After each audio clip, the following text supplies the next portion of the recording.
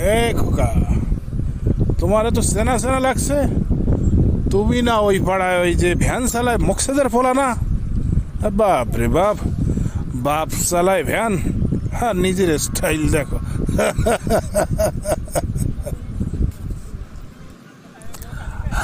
আসসালামু আলাইকুম চাচা, ভালো আছেন?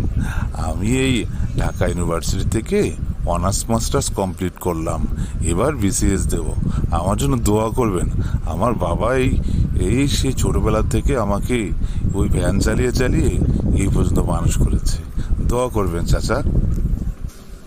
ও, তাহলে বড় অফিসার হবে, হ্যাঁ?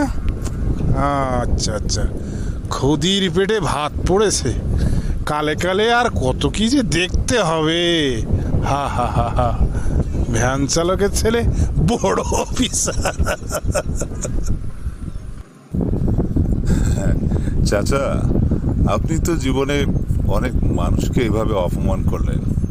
আপনার সবসময় অপমান করাই মনে হয় কাজ।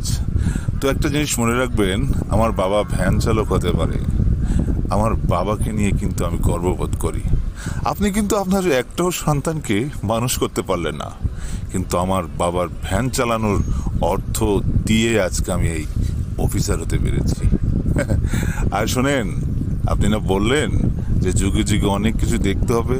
হ্যাঁ, আরো অনেক কিছু দেখবেন চাচা, অনেক কিছু দেখবেন। শেষ কথা একটা বলি চাচা, ভালো হয়ে যান।